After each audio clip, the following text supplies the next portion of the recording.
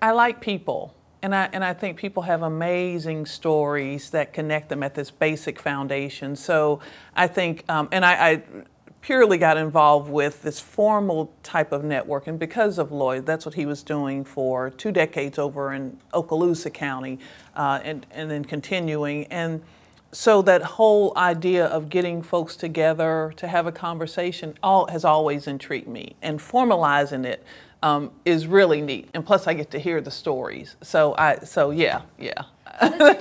I'm Robin Reshard, and I play host, have the conversation with our guests. We generally have a special guest every month, and I get an opportunity to have a conversation with that, and then play host to all of our friends who come, new and old, because every month we have new friends. So I like that. I think in my mind it was filling this huge gap that people, where people were saying, well, the Black community doesn't want to do this, the African American community, they don't like doing this, or they don't do this, or they don't. And it was all around this idea of lack, when that was not my experience, that was not Lloyd's experience, and that was not our friends and our coworkers and our partners, that was not their experience. So, and so how to again formalize that, our experience, and networking is a great way. People have been networking, and Lloyd mentioned it, people have been networking for centuries. Just may not have called it networking, getting together, hanging out, whatever, around a common theme. And in Pensacola, what he was alluding to with the documentaries, there was an Afro-American business alliance here in the 1800s. So there were Black folks getting together around business ideas and building economic development and community development long before we even came on this plane. So doing this is nothing new to any community.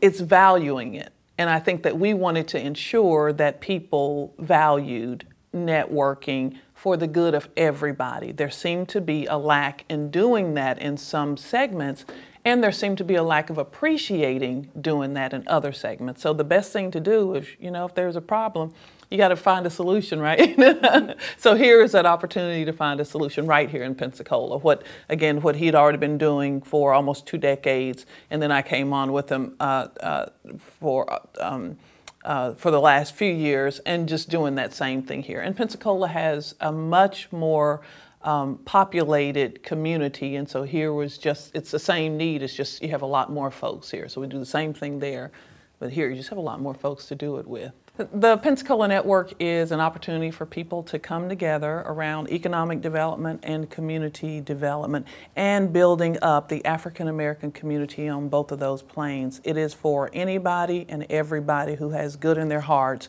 towards building up the African American community, period. and every month we have about 100 people that come together and do that. People from been using these C's here lately: corporate, college, and community. And it's the neatest thing, and you shouldn't miss it.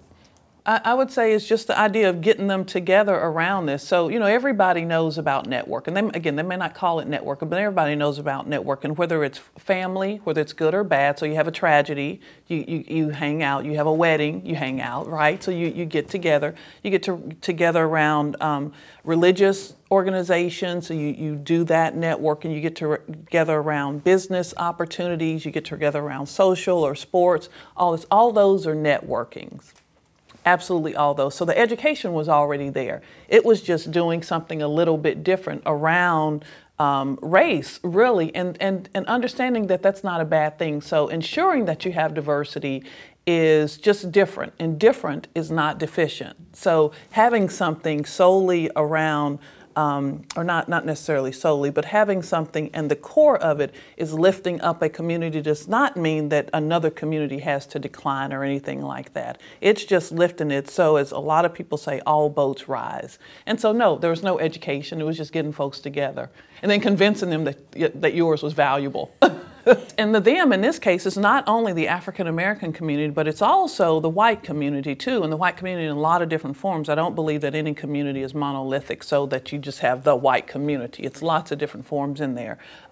Educating the Hispanic community, the Asian community, and all those other ones to show that this diversity in business is a good business practice and that there is some great economic development and gains in doing that. So it was not just solely for educating or getting together one particular community. You know, so when you see who comes to our networking, it's not just black folk, it's not just white folk, it's not just business folk, it's not just college folk. It is a blend of all of that. And that's the neat thing, is that they're all coming together and understanding the good. You know, it's just understanding that people put on their underwear the same way. You know, really, that they do, that it's all, that basic foundation is the same. How you choose to layer it is different. Probably underwear wasn't the best way to say it, but how you choose to layer it is different. And so it's just really connecting people at a basic level, that you have goals and aspirations that people can connect to. So if you like soccer, and I like lacrosse, then we both like sports. So let's start there and then build on that. But just understanding that you as a business person also have a personal side, a private life, and that those opportunities and challenges in your private life have driven some of your business decisions. And so allowing people to connect there, and that's why I call it a conversation. So it's not this, I want to drill you down to, you know, to embarrass you or to put you on the spot. I tell people that my background is PBS, not CBS. So I don't do any gotcha except for Charlie Rose. I don't do any gotcha TV. I don't do any, you know, any of that. Charlie's on CBS now, so that's cool. I don't do any gotcha TV. It really is all just having this honest conversation. And now we're going to get through some difficult parts, because in your life, in the community and business, there have been difficult things, and we need to get through that. Some of that's revolved around reality, some of it's perception, around the reality of discrimination, around perceived discrimination too. And if we don't talk through that and get through that, we can't get to the truth. If we keep saying it doesn't exist, or that's the past, or it hasn't happened, then it will stay there. It's the white elephant in the room, or the elephant in the room. Didn't mean to bring color in on that one, but it's the elephant in the room. It's the pink elephant in the room. And so really just how to have that conversation so we can all move towards growth. That's the deal. That's why I keep calling it a conversation and not an interview. That's important to me, and I hope it's important to the person that I'm talking to. I am nosy. I am so nosy. Oh my God. My mom was a teacher, and later his last 20, 30 years in life, my dad was a real estate professional, a purchasing agent. Both of them had community. They both had us in, when we were young, we were at baseball games, football games, and not that we were necessarily playing those. So they were, you know, the community volunteers, you know, getting things together. We were in Girl Scouts, Boy Scouts. We were at the swimming pool. We were at the theater, if it was free. We were at all of these amazing things. We were at the Science Museum. My mother really had us in all of these amazing community activities, because she had knowledge of them, or understood maybe something in her background where she didn't get to have it, but she had knowledge of these things. And you know, they raised 8 children, so you know, I don't care how much money you have, 8 children will eat it up. And so they had to really make use of their limited resources to help us get to where they thought that we would be best getting to. And so so they connected us without using that word networking. They connected us to people who were, I mean, I met, you know, governors and potentates, and I met pimps and prostitutes, and all of them were important to building the community. You know, they all had, and my dad really taught me that it didn't matter if the person was the president or the door person. They are just as important. They are just as valuable. So, you know, there were no big I's and little U's. And so from doing that, from having us volunteer in the community and take part in these activities, we just met all of these amazing people, you know, people you see in the news and all of that, not knowing how important they were, because we weren't made to feel important. They were like, hey, you need to take the trash out. and here's this president over here taking the trash out too, because you're all doing it together, you know. So, so I think that's probably the best thing, and then it just kind of carried on in our lives and my brothers and sisters' lives, and so it was normal to do. And people and ideas and things. So, you know, just because we lived and I grew up, we were what they call land-rich, house-poor. So we grew up on 25 acres in a trailer. You know, so this is an amazing thing. So I'm thinking that we're, you know, rich until I see somebody else's house. But they don't have any land though. So, or they're living right next to their parents, a house that their parents built. So my definition of rich and success was very different from theirs. They were all valuable, but just very different though. And so, so I just, you know, became to appreciate people's differences. This is going to sound really esoteric. So I want people to fulfill their purpose. I want Pensacola Network to be a vehicle, not the only vehicle, but a vehicle to help them fulfill that purpose, whether that purpose is for business or community or personal. You know, I want the Pensacola Network and all of the people and the organizations and companies and resources that come there to help them on their way.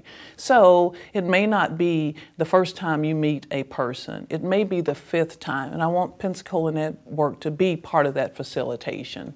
So again, that sounds kind of esoteric, and no, there's not a, you know, that you can quantify that necessarily. I think that's just as important, because people will be on different planes at different points in their lives. And so Lloyd mentioned about Carla Robinette Young that he was talking about was sitting. Carla, I'd interviewed somebody. This gentleman was there who has a training company. Asked one of the media people there who I was and about contacting me. And so I went and did an interview with them about doing some commercial work. And it was not for me. And I said, listen, this was a cool experience. I want to learn more, but this is not for me. And I have the perfect person for you. Carla had went to school for this. She was beautiful inside and out, and she was willing to explore different opportunities. So I said, this is the right person. So at the network, I was thanking the people who made that connection happen and celebrating Carla because she had gotten the job for this national company and she was sitting right next to Quint. And so then Quint has this conversation that we found out later, has this conversation with her. And next thing we know, Carla's working at the Studer Group. So, and fulfilling one of her goals in life and moving into her purpose. And so that, to me, that's the sort of thing that matters. That's the, you know, I guess you can't quantify that. But that's got quality all over it. I see life. I see business life. I see community life. I see personal life. I see it happening. I see it being molded. I see people on a journey. I see it being confronted. I see it just being opened and closed and explored. That's what I see. Yeah, well, somebody did that for me, you know, so everything that Lloyd and I are doing, it's, you know, I'd like to think that it's altruistic. And I think in some regard there may be some of that, but I think it's also look at what I've done because somebody else did it for me, you know. So I did this, and I think we all like to talk about ourselves. So I did this. let me help you along the way because somebody else did it. So it's all good, but you know, you want to think you're doing it only for good. But I think there's also, we want our children to be okay. We want our children, the world that our children and grandchildren live in. We want that world to be okay, and you know, and kind of pass along our thoughts and ideas too, right?